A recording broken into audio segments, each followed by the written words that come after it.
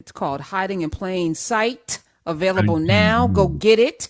It is the one and only. Some of y'all know him as Theo. I'm rocking with him right now as AJ Austin on The Resident. Oh, That's my word. dude. That's what I'm, Dr. AJ. Let me be very specific. Let me welcome the great, the wonderful, the amazing Malcolm-Jamal Warner. Hi.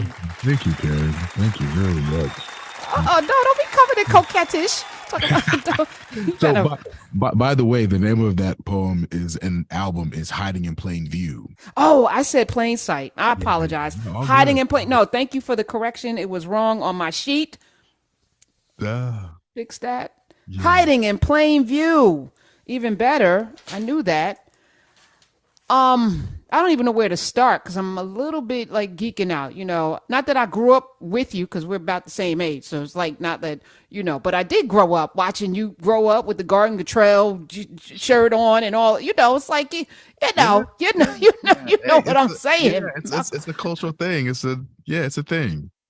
I So feel you. some people aren't able to pivot, but I feel like I have been watching you kind of figure some things out about your own humanity. I'm not even going to say manhood because I think even that is beyond where you are right now. Sure. Yeah, thank you for So that. so Yeah.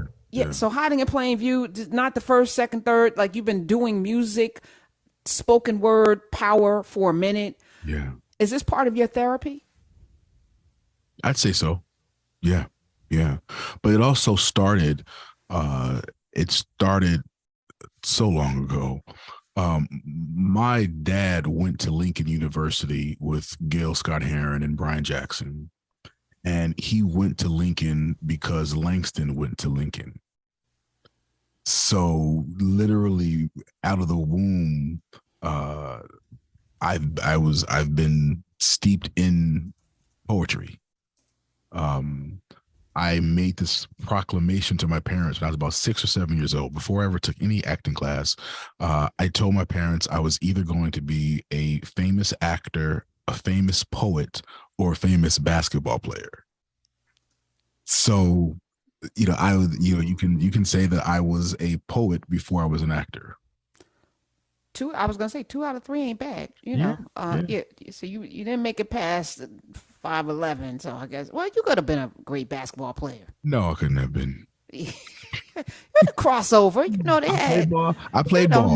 Nate Robinson. You could have been little. You taller than it could have happened. Yeah, But yeah. Actually, I had my basketball stint, and let's just say I found my other two lanes.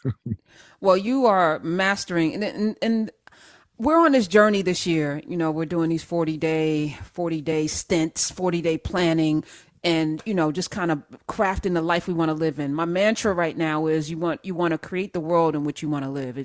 We can't sit back and wait for politics, the politicians, our parents, our loved one. We have to be in control of the world that we want to live in, and we absolutely can. We can control this Yeah, no doubt. ourselves, right? So this fits right in with our mission this year. For you, hiding in plain view was what? Why did you need to put this out?